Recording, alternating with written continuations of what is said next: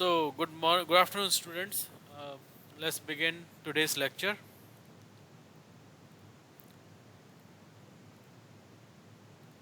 Good afternoon, students. Let's begin today's lecture. मेरी आवाज़ आपको शायद सुनाई दे रही है. अगर सुनाई दे रही है साफ तो एक बार हाँ बोल दीजिए. Yes, Yes, sir. sir. Sir. ठीक है.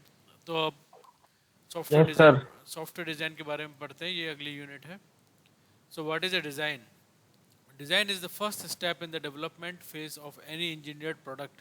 So design can be defined as design is meaningful engineering representation of something that has to be built.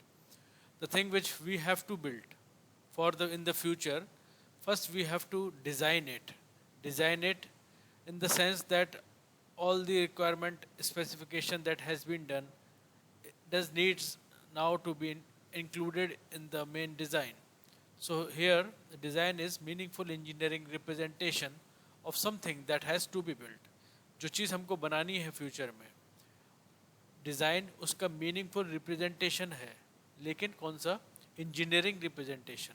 Because when we are going to design a software और design a system which includes hardware and software both components, there has to be a baseline design that can help us to identify the core parts which have to be built on, and also the extensions which are being inculcated in the process through the requirement specification process. So now, what is the software design? Software design, it is a process of problem solving and planning for a software solution. Now, software design, once we have talked about design, a general definition of design is this: that design is meaningful engineering representation of something that has to be built. Now, what is software engineering? What is design in terms of software engineering? So, software design, it is a process of problem solving and planning. So, there are two core aspects of software design. First are problem solving. First is for problem solving, and the another one is planning. So, software design is a process of problem solving and planning for a software solution. Now, if there was not a problem, why would some customer would come to you asking for a software solution? So keeping that in mind, we can say that software design is a process of problem solving and planning for a software solution. Now after the purpose and the specification of software are determined, now see, it is very crucial that to understand that only after the purpose, what is the purpose of the software which we are going to build, what is the purpose of that? So after the purpose and the specification of a software are determined, software developers will design. Now it is the target goal of the software developers to design or employ designers. So they can design themselves or they can employ some designer to develop a plan for a solution. So now this is how it works. Software design is a very crucial process of implementing software solutions to one or more set of problems. Now software solution, what are software solution? If there is a real world problem and there are certain issues which the people are facing, we can design software solutions for them. However, only with the integration of hardware and proper software components. So software design is a process of implementing software solutions to one or more set of problems. Now one of the important parts of software design is the software requirement analysis, which we have already studied in detail in the previous chapters, in the previous units. So software design requirement analysis is very important, crucial part for software design, because until or unless you are aware of all the explicit and all the implicit requirements of a customer, you will not be able to design a good software product. So to understand that, we have to go through the process of software requirement analysis, and then further it is a part of the software development process that lists specifications used in software engineering. So we know that. Now further, software design can be considered as creating a solution to a problem in hand with available capabilities. So now you can see the most of the chapter is about the software design. That's why there are so many definitions which are being built upon, so that the purpose of the chapter and this unit is clear to the readers, that is the students. Now, software design can be considered as creating a solution to a problem in hand with available capabilities. Available capabilities means, see, if you are going to design a software solution for railways, for ticket reservation, or for a agriculture farm, you have to understand that there has to be a problem. Only then we can identify it and then apply a solution to solve that problem. Now, when we are talking about software design, that is in design, software design, what is happening is that we are actually also brainstorming for the available capabilities in the software domain which can be implemented, or in the hardware domain which can be implemented, so that the problem at hand is solved easily. So the main difference between software analysis and design and software design is that the output of a software analysis consists of smaller problems to solve. So you see that after you have done your requirement analysis, you have so many small blocks of problems, because the bigger problem is divided into smaller problems. Now each designed implementer or the software system designer should understand that all the problems are taken care of in the software design issue, and there all the smaller problems which are there to be solved are solved easily. Now the analysis should not be very different even if it is designed by different team member of groups. So the analysis should not be different. It is here it is talking about the requirement analysis. So we have also discussed this point that once there has to be a format. Just give me 1 second.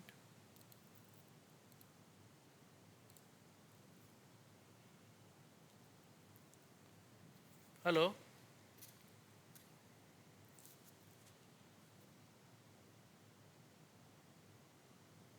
मैं अभी lecture में हूँ, मैं थोड़ी देर में बात करता हूँ.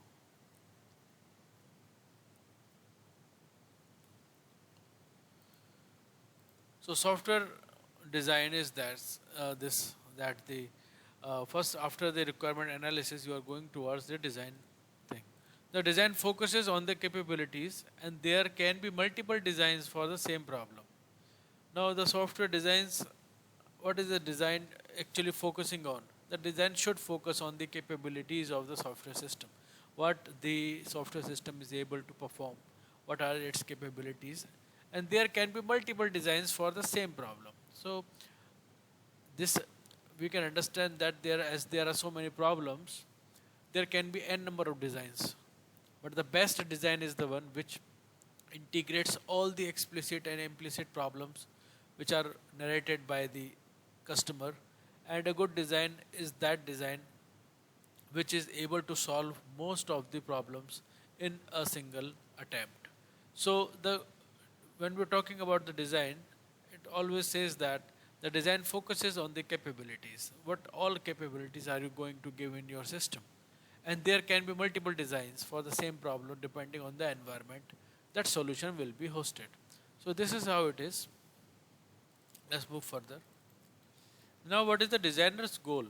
Now, when we are talking about the software design in terms of a developer or designer, what is the designer goal? The designer's goal is to produce a model or representation of an entity that will later be built.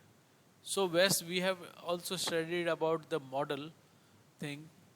The designer goal is that the model has to be prepared, and it is the representation of an entity that will be later built in the future. So the designer's goal is to produce a model or a representation. It is not a prototype actually, but it can also be a prototype. So let's see further.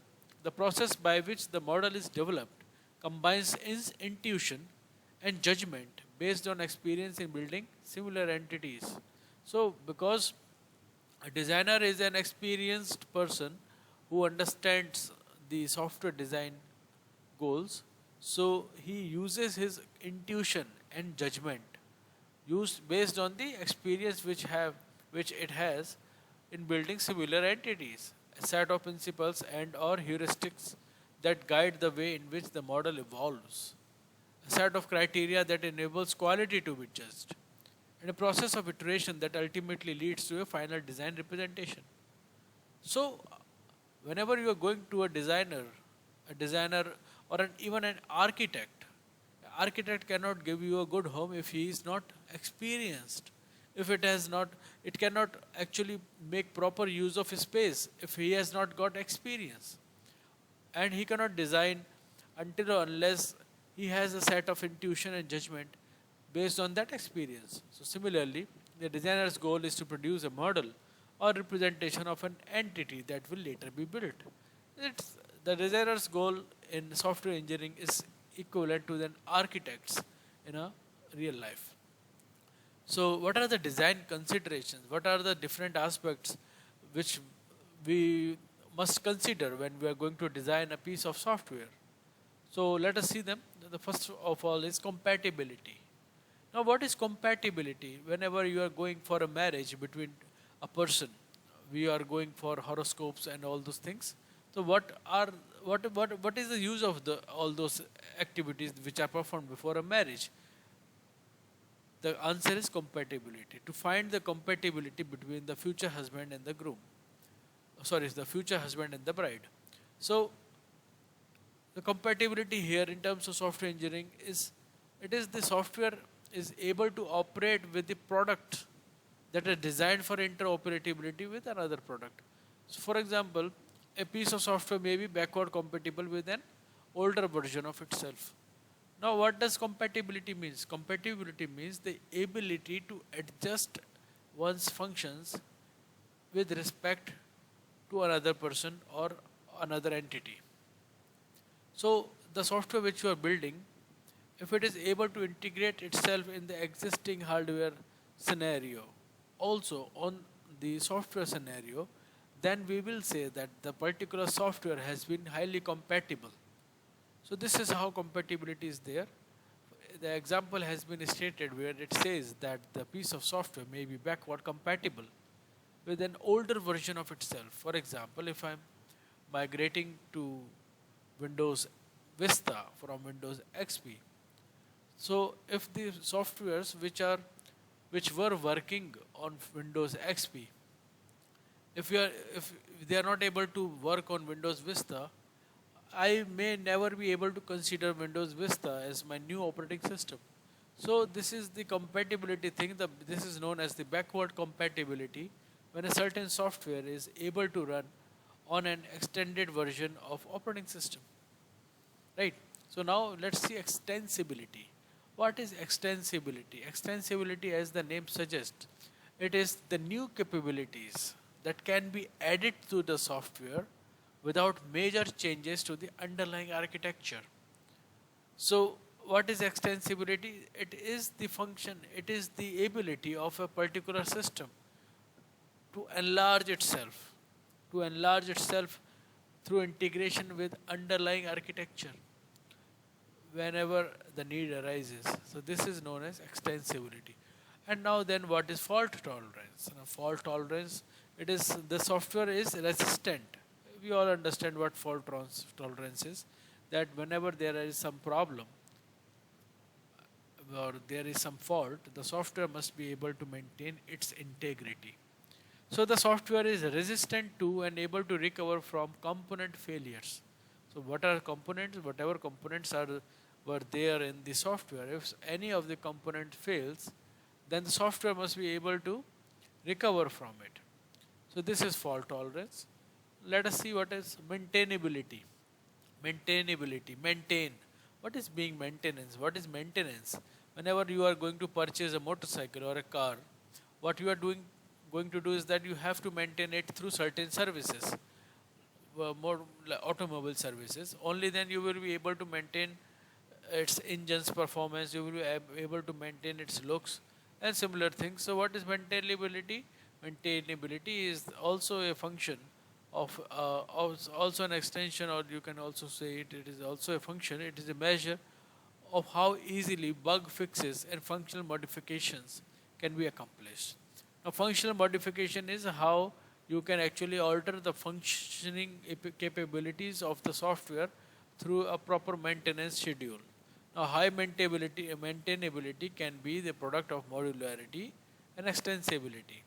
Now, high maintainability means if you are saying that your software or anything that is in question or any entity is very high maintainable, it means that you have to focus very intensively on itself, on the entity.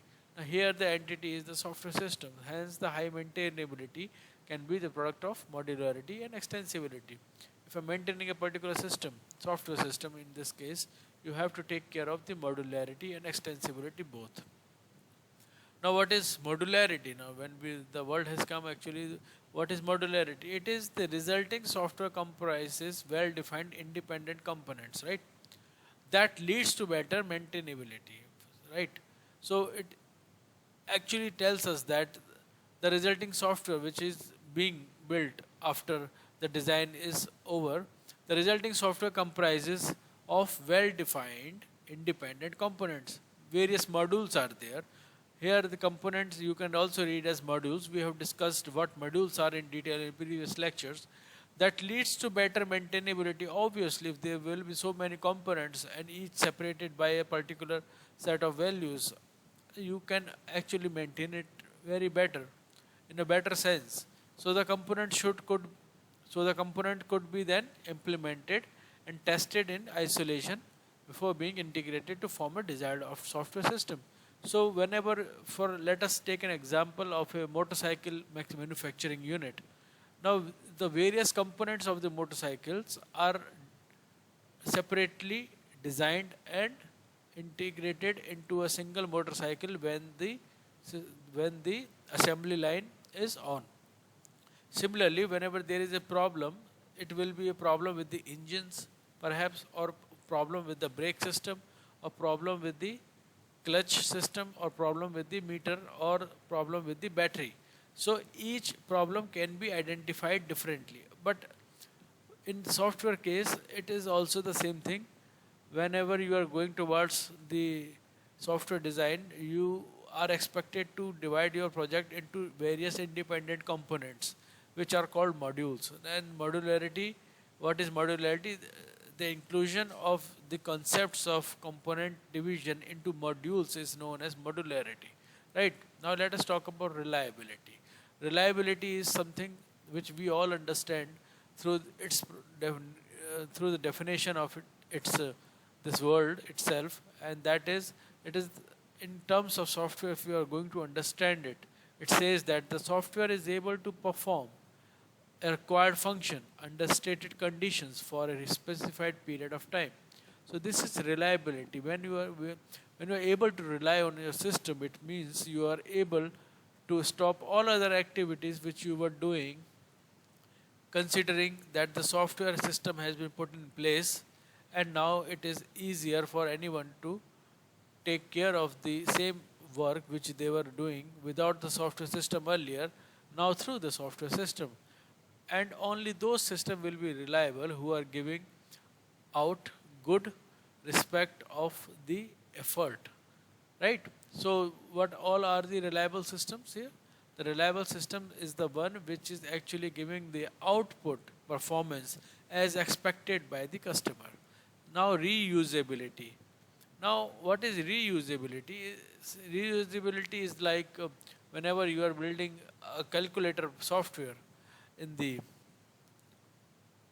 C programming language or any other language, whenever you are building a calculator software, you are actually reusing the function again and again, of either it be of multiplication or division or addition or subtraction. So, so in this case, you can understand what reusability means. Whenever you want to do a multiplication, you can actually use the multiplication function, recall it again and again. So in this way, you are reusing it. Similarly, in bigger software system, there are various features there are various features which after a slight modification or no modification can be used again and again so that the extensibility can be worked upon. Now what is robustness? Robustness is the ability of software to operate under stress, right? So to operate under stress, if the software system is able to operate under stress, it means that there must be something particularly happening with the inputs in the software system. So the software is able to operate under stress and tolerate unpredictable or invalid input. So whenever we are talking in terms of robustness, always remember that a particular type of input must be there. For example, if you are going towards a firewall, if there are so many hack attacks on a particular system where there is a firewall, the firewall's robustness will be to protect the system's integrity without being failing. So this is how it is. For example, it can be designed with resilience to low memory condition. Also, whenever there is low memory condition, even in your phones, if there is a low memory condition, your phone is still working on. So you can say that the phone is highly robust, right? Similarly, because the software systems are working properly, it means that the software systems are also highly robust. Now, what is security? Now, security, we all understand the software is able to withstand hostile acts and influences. Same thing, hack attacks and all this thing. The software must be able to maintain itself even after there are so many number of hack attacks or anything like that. Now, what is usability? Usability, the software user interface must be usable for its target user audience. Usability, see, if we are able to understand the level of the system operators which are going to handle the software system which you are preparing, you will be highly advised to take care of the design patterns and the GUI, graphical user interfaces, which you are building on, so that the software is made available to be used properly for everyone who is going to use the system in the future. So usability defines the robustness, or you can say the correctness of the software uh, in respect to the people who are going to use it. If it is properly designed, anyone will be able to understand it. For example, let's take example of Windows XP, Windows Vista and Windows 10. Now you see that the system is becoming very easier. Slowly it is highly becoming easier for anyone to use, and that is why it is very popular, because anyone can use it. That's why Windows are so popular, because they have designed a graphical user interface of such ability that anyone can operate it easily with a little or no experience of operating on a Windows environment. Anyone can use it. So this is how usability works. Then it is performance. Now performance, we all understand what is the software performance. If the software is giving out good output results as it is expected from it, we say that it is performing highly good. So this is how it happens. The software performs its task within a user acceptable time. And if you're performing, the software is performing a particular task in an acceptable time, then we say that its performance is highly robust and its performance is highly good. The software does not consume too much memory. It is just like that. So the scalability. Now, what is scalability? Scalability is a system's capability to scale itself high in upward direction or in downward direction. So when you are able to understand that in a dynamic environment, if there are number of users is very high, the performance of the software must change itself to such a way that it adapts well to increasing data or number of users. So this is how the scalability is understood in terms of a software component model. Now there are two types of design partitions which we have to take care of. The software design is a process of selecting and documenting the most effective and efficient systems elements that together will implement the software system requirement. The design represents a specific logical approach to meet the software requirements. Now, software design is traditionally partitioned in two components. First component is architectural design, and the second component is detailed design. Now, let us see what is architectural design. Architectural design is equivalent to system design. during which the developer selects the system level structure. Now see here it is the designer is selecting the system level structure and allocates the software requirement to the structure components. Now once the developer has identified the system level structure, the hardware I must say, then it can allocate the software requirements which were defined in the software requirement gathering process and the SRS software required specification. Now he can map actually all the hardware level or the system level structure to the software's requirement, and the functions will be divided into the hardware components and the software components of the architecture. Then we can see there is a provision of detailed design also. Now what is detailed design here? Detailed design is equivalent to component engineering. The component in this case are independent software modules and artifacts. Now software modules are there. Until or unless you are going to work on software modules, your system will never be complete. And if you are not providing modules in it, it means it is not considered as good programming. So the detailed design is equivalent to component engineering. What are the modules, various modules which we can be integrated into the detailed design. So detailed design is design which is magnified. Magnified design is also known as detailed design, where you are now focusing on the details. Earlier you were focusing on the architecture. So whenever someone asks you what are the two components of software design principle, then you can say that first is the architecture design, where all the requirements are divided onto the components, and the components are assigned to the system level structure, right? And then it says that what are the characteristics of good design. Now let us see what are the characteristics of a good design. The design must implement all of the explicit requirements contained in the analysis model.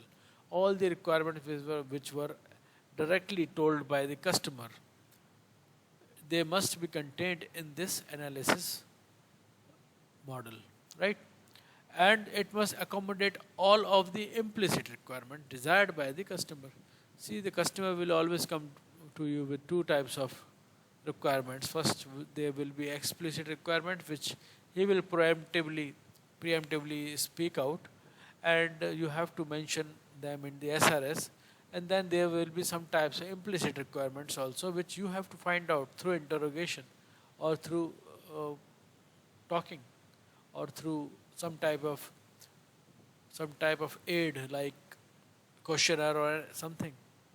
So the design must implement all of the explicit requirements contained in the analysis model, and it must accommodate all of the implicit requirement desired by the customer. So this is one of the characteristics of a good design. The second one is the design must be readable. If you are not going to make a crystal clear and crisp design, there will be some problem. So it says that the design must be readable. However, it is a very trivial thing. Understandable guide for those who generate code and for those who test and support the software. The design must be highly detailed and must be readable and understandable by the code generators, the coders, and by the testers who will support the software. Also, after you have given your software, the design is easily understandable and readable, the maintenance people will also be able to help you, because even after you are in the company or not, if a designer is in a company or not, if he is not working there anymore, even after his absence from the particular place of recruitment, anyone can understand what he designed. And this is how things should work. The design should provide a complete picture of the software. The design should provide a complete picture of the software, addressing the data, functional and behavioral domains from an implementation perspective. The design should provide a complete picture of the software. Complete picture means how the software is handling data, how the functional and behavioral domain FBI are being taken taken control from an implementation perspective. Now further, the general design guidelines are there. Let us see what are the general design guidelines, and then we will see the design principles. So the general design guideline, what is that? A design should exhibit architectural structure that has been created using recognizable design patterns, and two is composed of components that exhibit good design characteristics, and three, it can be implemented in an evolutionary fashion. And these are certain guidelines which say that. Now to understand it, it is very easy. Just remember that the design which you are going to create is further divided into two types of partitions. The first one is architectural partition, and the second one is the detailed design one. So in the architectural design, the design should exhibit architectural structure, right? And has been created using recognizable design patterns. Recognizable design patterns means there will be this is something like you have to clearly mention what are the design patterns that you are using, and once you have clearly mentioned them, then they are recognizable. Second one is that it is composed of components that exhibit good design characteristics. Now, what are the components? Components means any part or module. Each and every module should be clearly designed and clearly marked so that it is easily understood.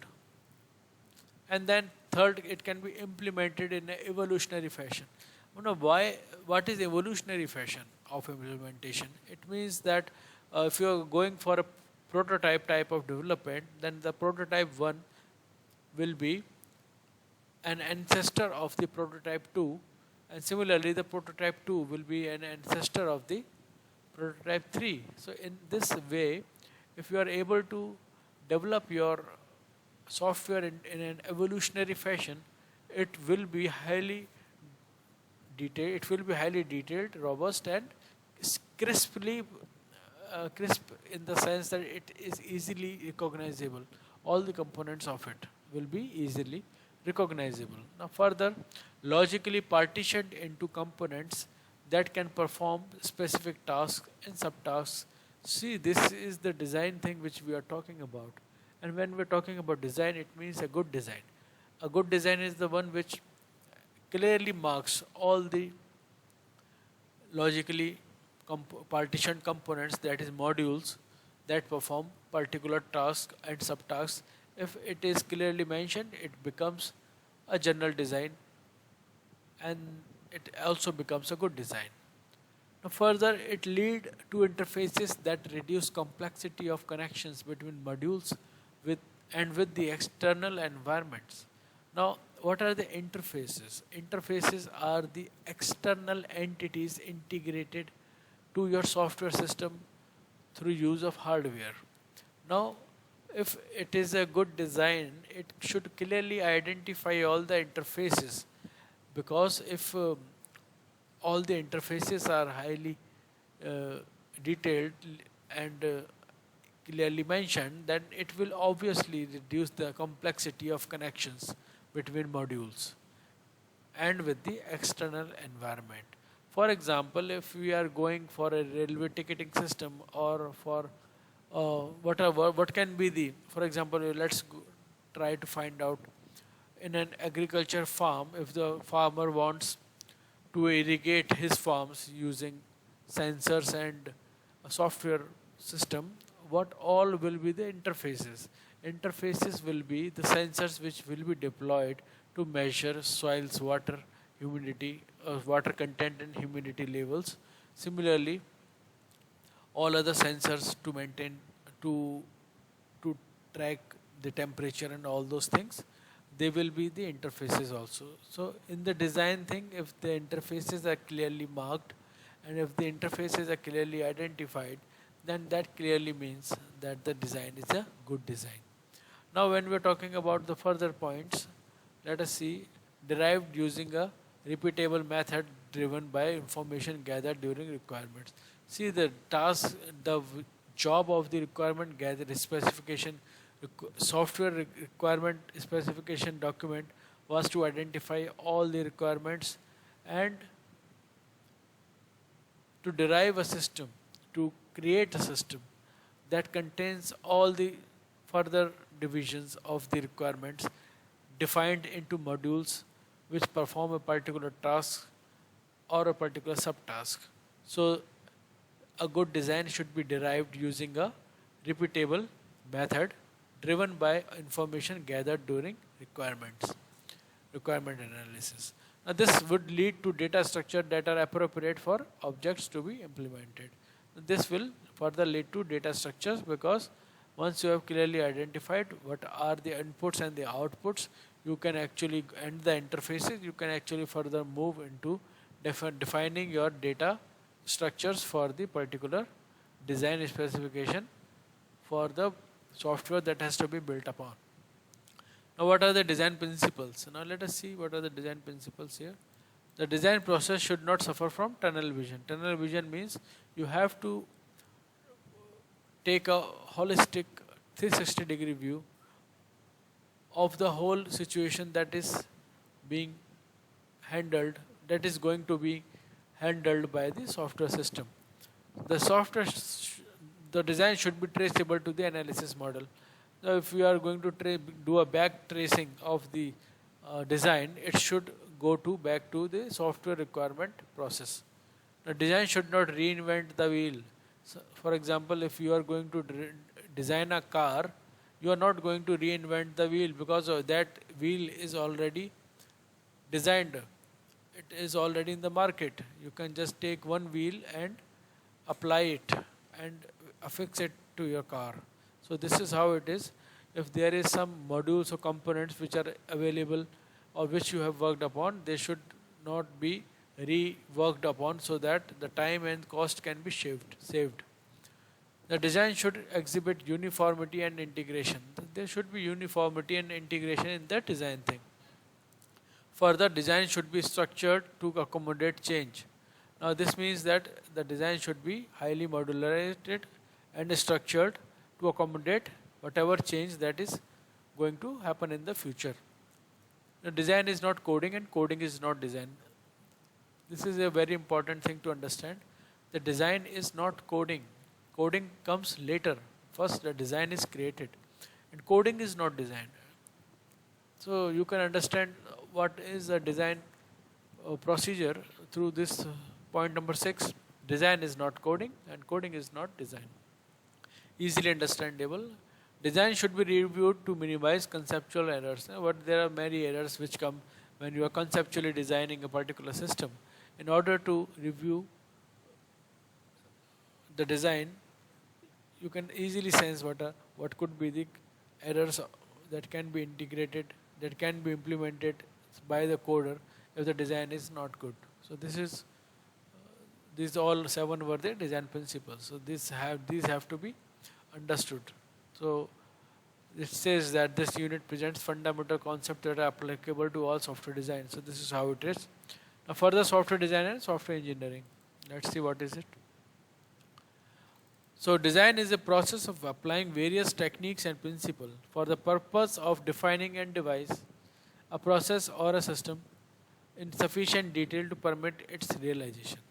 Now to understand this definition of design is highly desirable because we can see that it says that design is the process of applying various techniques. Design is the process of applying various techniques to apply various techniques and principle for the purpose. What is the purpose here? It is the purpose of defining and devising a process or a system in sufficient detail till it is readable and implementable, and that is known as realization. Now further moving on.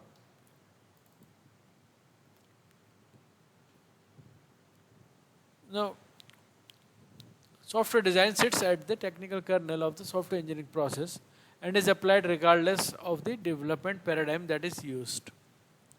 What is the technical kernel of the software engineering? See, let us take the example of Windows operating system. Now what is happening is that you have a CPU, you have a monitor, you have a power supply, you have a keyboard, you have a mouse. Now what are the interfaces? Now let us see what are the interfaces that we talked about. All the ports you see on your CPU except the power input, but it is also an interface. The USBs, the serial port, the parallel port, all these are the interfaces which gets connected with various other devices. Similarly, what is the operating system? Operating system is a software that sits on your hardware. It is stored in the hard disk. It is not stored anywhere. It is stored in the hard disk, and whenever your system starts, your hard disk loads the operating system into the memory and the system gets started. So this is how it is working. Now, someone who has designed the operating system must have been taken in consideration all the types of CPUs and all the types of processes that could be there if the operating system is being installed on it. The architecture, the motherboard, the CPUs and the processors, the number of bits, whether it is 32 bits or 64 bits, all these are the architecture issues, and the designer must have taken care of all these ones once they started to work upon. So the second will be the design one, the detailed design. Detailed design, how the system will start up, what will be the user interface, how your clicks are going to, how to read the clicks, how to use input from keyboard, how to take care of other ports. Now all these things need to be detailed, to be studied and designed in detail. So this is what the detailed design is. A software design sits at, let's read it. Software design sits at the technical kernel of the software engineering process, just like an operating system which sits on the technical kernel of the hardware CPU and is applied regardless of the development paradigm that is used. Now, what is development paradigm? See, paradigm is a environment, a type of environment, or a type of scope which one can study when dwelling deep into the computer engineering. So, regardless of the development paradigm that is used, how you are going to develop it, it is a software design sits at the technical kernel. It is highly technical. You must not be able to understand. See, design is not the code and code is not the design, but design is highly technical. Why is it technical? Because it has to define all the modules, it has to define all the details, it has to define all the architecture level details, and then to put a solution on how it has to be defined. And then comes the data types which are going to be used. Coding then only comes last. See, whenever I am asking you to create a calculator software using C language, what you will do is that first you will identify what all are the functions: multiply, divide, addition, subtraction, and you will create different modules for each one. Now then you will consider how inputs will be coming into the software and then how outputs will be displayed. So this all things, when you are doing it on a piece of paper, it clearly becomes the design of your software system. Now what is reading further? Beginning, once software requirements have been analyzed and specified, software design is the first of three technical activities. Software design is first of three technical activities, which are design, code and test. See, design, when there is a design, there will be a code, and when there will be a code, there will be a test. So that, for example, if you are creating the output into a integer, if I am saying 3 divided by 4, the value will be in float data type. So if you are not use float data type, then there will be an error. Why? Because you were not able to understand that when a division is happening, the result could be in float values. So you have to understand these things at the design level, and then only then you can code further.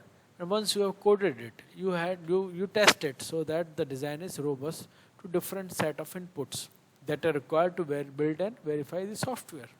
Now, each activity transforms information in a manner that ultimately results in validated computer software.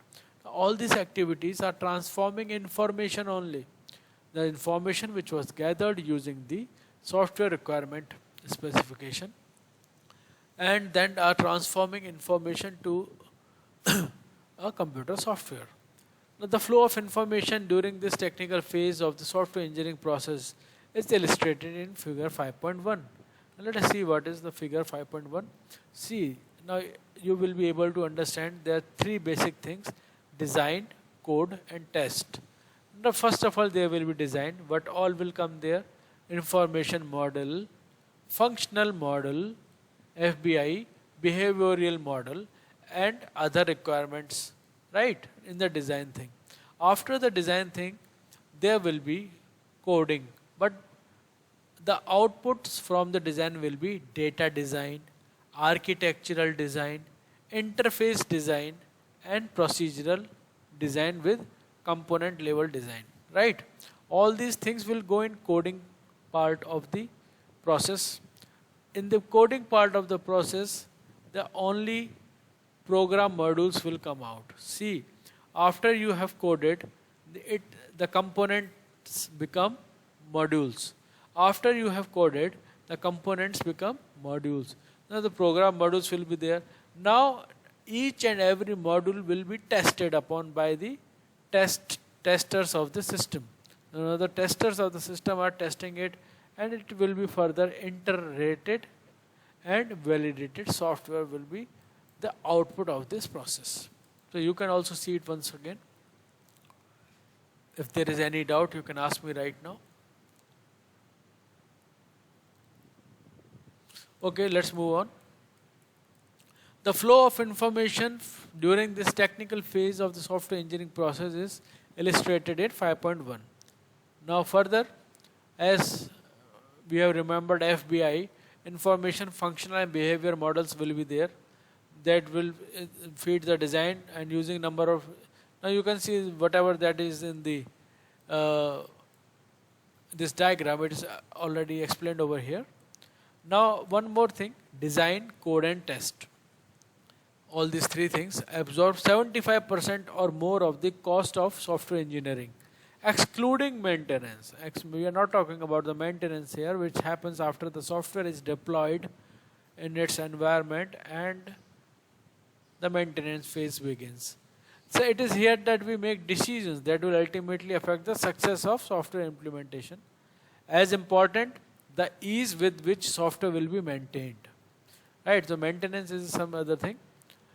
These decisions are made during software design, making it the pivotal step in the development. See, the design component is very important, because only after design the code will happen, and after the coding, only then the test will happen, and only after the test you can deploy the software and then continue its maintenance. So if you want to understand what is the relation between the maintenance and the design thing, is that if you are going through proper design, if you have invested this much an amount of time in properly designing a system, the implementation will take less effort, the test will take less effort, and the maintenance will be very minimum. And if you are not going with the design, implementation will be something like this, and then testing phase will increase, because you have not taken design in this case. So the maintenance will also be haphazardly distributed along through the whole of the cycle, and there will be a lot of problems. So design is very important. With design you can go towards easily implementing and testing and maintaining your software product. But if you're going without design, there will be a lot of problems, right? The implementation, you start from scratch and then you keep on building upon. This will give the prime pyramid structure for your efforts and the time invested, and the testing will further be a elaborated step, and you have to test a lot because you are not gone through the design process, and in that case there will be a lot of maintenance which will be very very ineffective for the system. So this is how a good design will help you, and this is it for today's lecture. We will talk about the further design process tomorrow, and there are some other things which we will understand, try to understand. This is this. I have given you some homework. I hope that you must have done it. So let's further see what are the attendance of yours. So please place your attendance. Use your roll numbers. Send them in the chat box.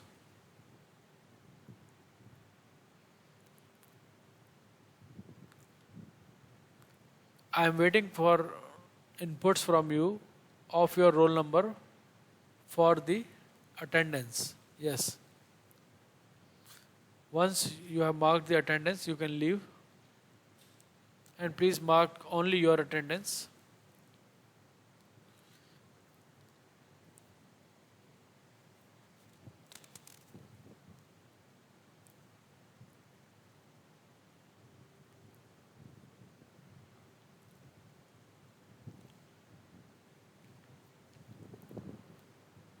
Thank you everyone. I conclude this lecture from my end. If Thank you, you sir. if you have any doubt, you can ask.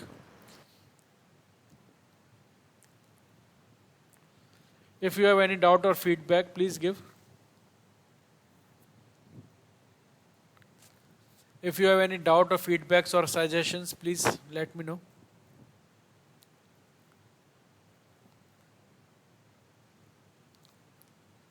Any feedbacks regarding today's lecture?